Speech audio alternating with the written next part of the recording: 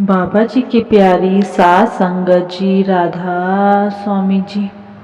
एक साधु था। वह जंगल में तपस्या करता था। वहीं एक गरीब लकड़हारा था। वह भी जंगल में रोज आता था। लकड़ी काटता और बाजार में बेचकर अपने घर का गुजारा करता था। ऐसे कई साल बीत गए। साधु उसको देखता था।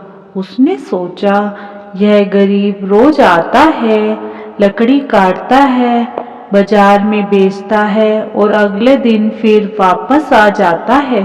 कितने साल हो गए लेकिन इसकी हालत नहीं बदली। साधु ने कहा कि इसके लिए कुछ करना चाहिए। साधु ने उस गरीब लकड़हारे को एक दिन रोक लिया और बोले, भाई तू थोड़ा आगे जा। वह बोला, बाबा आगे क्या है? तो साधु ने कहा, भाई आगे सुख है। उस लकड़हारे ने सोचा, साधु आदमी है, कई सालों से जंगल में बैठकर तपस्या कर रहा है, शायद यह सच कह रहा है। शायद आगे जाने पर मेरे को सुख मिल जाए। जब एक दो मील आगे गया तो उसको बहुत अच्छी लकड़ी के पेड़ दिखाई दिए। उसने कहा, वहां से कुछ लकड़ी काटी और बाजार में बेचकर आया तो आज उसको ज्यादा पैसे मिल गए। वह बहुत खुश हो गया। उसने सोचा, मैं तो 15-20 साल से यहीं पर रह रहा था, यहीं आगे से लकड़ी काटता और बेच आता, जिससे मेरा गुजारा चल जाता था। यह साधु भी मुझे कितने सालों से देख रहा है, लेकिन पहले तो इस साधु ने भी कभी मुझे आगे जाने के लिए नहीं कहा। कुछ दिन वह वहीं से लकड़ी काट कर बेचता रहता था। कुछ दिन के बाद वही साधु उसको फिर मिला और बोला, भाई अभी तो तू वहीं पर है, मैंने तो सोचा तूने कुछ तरक्की कर ली होगी। साधु ने उसको कहा, और आगे जा। जब वह और आगे गया तो आगे उसको चंदन के पेड़ मिले। वह चंदन के पेड़ देखकर बहुत हैरान हुआ कि कितने सालों से मैं इस जंगल में आ रहा हूँ, लेकिन मेरी नजर आज तक इन पेड़ों पर क्यों नहीं गई। फिर वह चंदन की लकड़ी काटता और बाजार में बेच आता। उसको बहुत पैसे मिलने लगे। वह अमीर हो गया। उसकी हालत पहले से सुधर गई। उसने अपना घर भी बना लिया। पहले तो वह झोपड़ी में रहता था, अब वह अच्छे मकान में रहने लग गया था।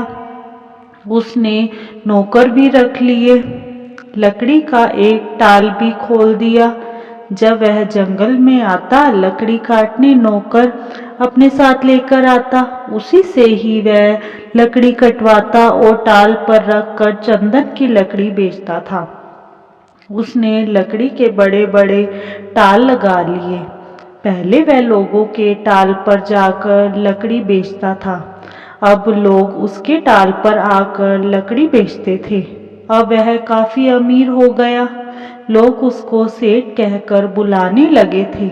एक दिन वह साधु उस सेठ की दुकान के आगे से जा रहा था। उस सेठ ने उस साधु को बड़े प्यार से रोका और बोला, आओ संत जी, आओ, अपने शुभ चरण हमारी दुकान पे डालो और इसे पवित्र कर दो। आपके शुभ वचनों के कारण ही तो मैं अमीर हुआ हूँ। पहले तो मेरी कोई औकात नहीं थी, मुझे कोई पूछता ही नहीं था, लेकिन अब सभी लोग मुझे सेठ जी कहते हैं। यह सब आपकी दया मेर से ही हुआ है। मैं इतना बड़ा साहूकार बन गया हूँ। आपने ही कहा था और आगे जाओ। मैं आगे गया तो मुझे चंदन की लकड़ी के पेड़ मिल गए, जिसका भाव दूसरी लकड़ी से 100 गुना ज्यादा है। मैं करोड़पति बन गया। तब साधु ने कहा, भाई बाहर से तो तुम्हारे हालात बदल गए, पर अंदर से तुम्हारे हालात नहीं बदले। 20 साल पहले भी तुम्हारा वही हाल था और अब 20 साल बाद तुम्हारे बच्चे बड़े हो गए हैं, तुम्हारे सभी दुख खत्म हो गए हैं, फिर भी तुम कुछ उदास लग रहे हो। क्या बात है? तो वह आदमी साधु की बात सुनकर रो पड़ा। बाहर से तो हम सभी खुश नजर आते हैं, सुखी नजर आते हैं, लेकिन अंदर सबको कोई ना कोई दुख, कोई ना कोई चिंता लगी रहती है। साहूकार बोला, संत जी, मेरे पास पैसा तो बहुत है, पर शांति नहीं। मेरे बच्चे भी आपस में लड़ते रहते हैं। संत ने कहा, मैंने तो तुम्हार को आगे जाने को कहा था। वह बोला, मैं आगे ही तो गया था। साधु ने कहा, और आगे? वह साहूकार बोला, आगे तो बहुत बड़ी खाई है, मैं खाई में कैसे जाता? तू सिर्फ दुनियावी पदार्थ इकट्ठा करता रहा है। उस कालपुरुष कुल मालिक ने उसको यही समझाया कि तुम सारी उम्र उस मालिक से दुनिया की चीजें ही मांगता रहा है। तूने कभी उस कुल मालिक को मांगा ही नहीं, उस मालिक को कभी याद ही नहीं किया। भजन सिमरन कर, क्योंकि इसी हाय हाय में तुम्हारी उम्र निकल जाएगी। जो बच्चे तेरे को अपना कहते हैं, तेरी कमाई पर मौज कर रहे हैं, तेरे मरने के बाद कहेंगे कि इसको जल्दी निकालो। 2 दिन के बाद भाई तुझे किसी ने याद भी नहीं करना।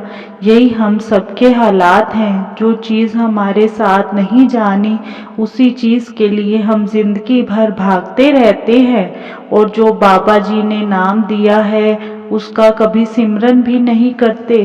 प्यारी साध संगत जी, आपसे हाथ जोड़कर अनुरोध है, भजन सिमरन को पूरा समय दें और मालिक से खुशियां प्राप्त करें। इसी के साथ एक छोटी सी साखी और है। एक फकीर आदमी नदी के किनारे बैठा था और किसी ने पूछा, बाबा यहाँ क्या कर रहे हो? फकीर ने कहा, इंतजार कर रहा हूँ कि पूरी नदी बह जाए तो फिर मैं नदी पार करूँगा।